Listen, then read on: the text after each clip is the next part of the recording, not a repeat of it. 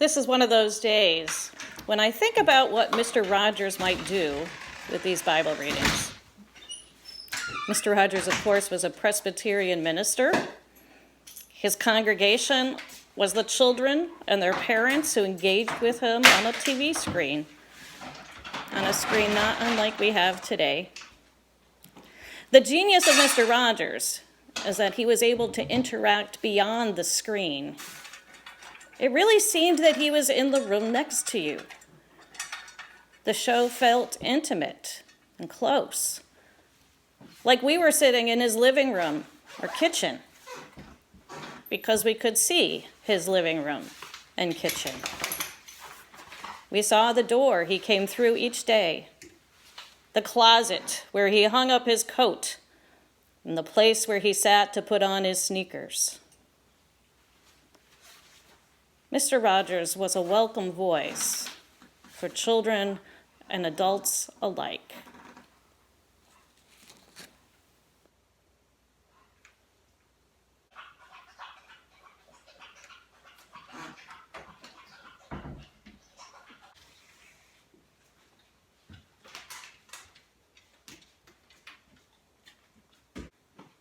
When he sat down and talked with us, it really felt like Mr. Rogers had all the time in the world.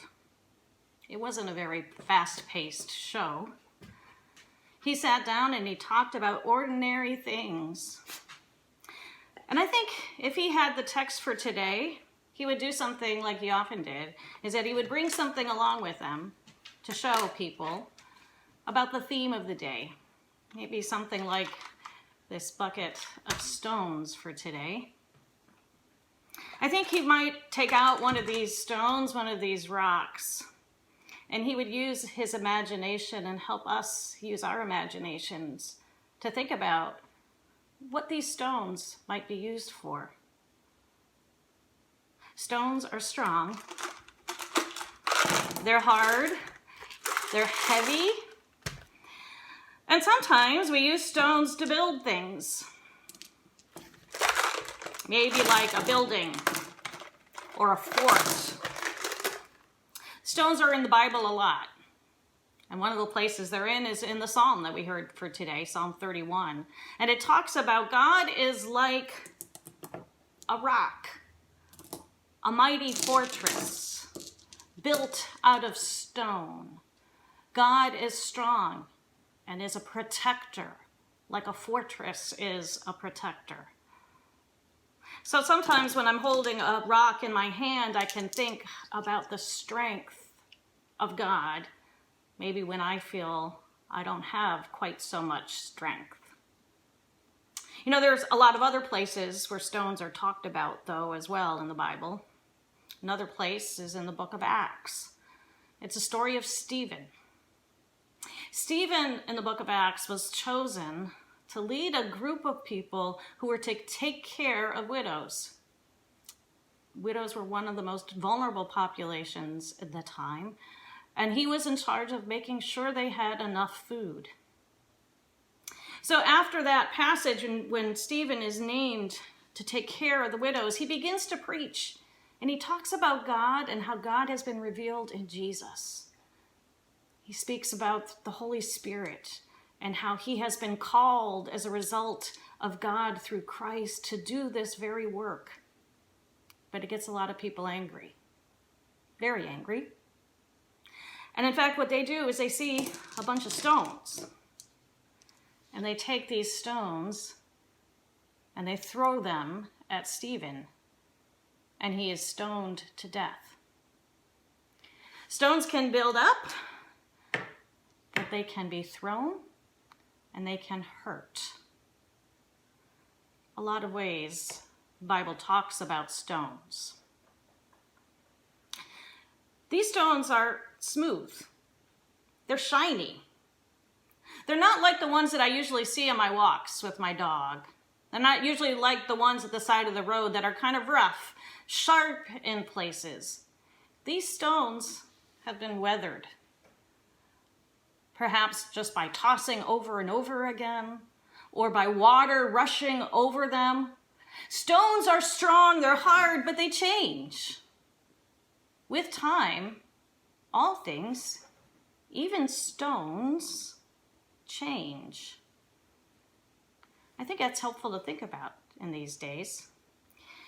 In another reading that we heard today, in the letter 1 Peter, we are told that we are like stones, living stones. We too have been tossed about, battered perhaps, knocked down by forces we didn't plan on. The virus has wreaked havoc with our lives.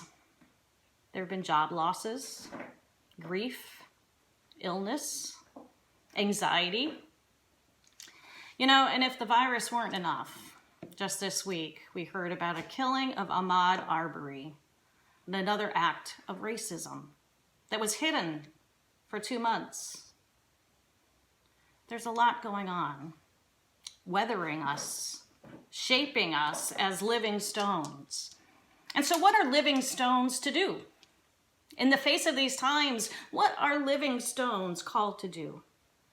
1 Peter says that living stones are witness stones. We are here to proclaim the mighty acts of God in the midst of the crises we find ourselves in. I lived in Gettysburg, Pennsylvania, of course, the site of the Battle of Gettysburg. And people were often talking about the importance to preserve the witness trees in Gettysburg. These are the trees that were there at the time of the battle. These are trees, if they could talk, would have stories to tell.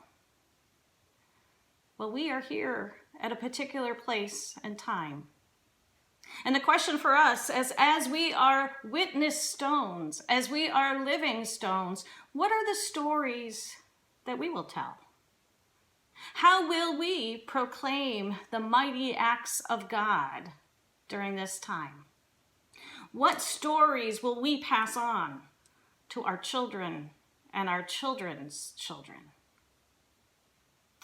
The ancestors have the job of sharing stories.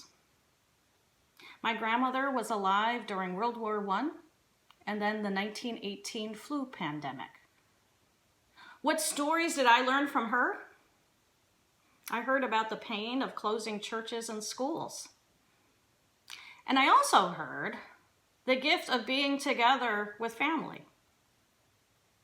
My mother was alive during the Great Depression and World War II. What stories did I hear from her? I heard stories of not having a lot of money. I heard stories of her father, a pastor, being paid in chickens. Don't get any ideas. But I also heard stories of generosity, of sharing meals with hobos who would go on the trains and stop off at little towns. My mom called them hobos. I don't know what the right word is. But she said that people always had spare food to share with those in need. The ancestors have the job of telling the stories. We are living in a very particular place and time. We are witness stones. We are living stones. What stories will we proclaim to tell of the mighty acts of God? Amen.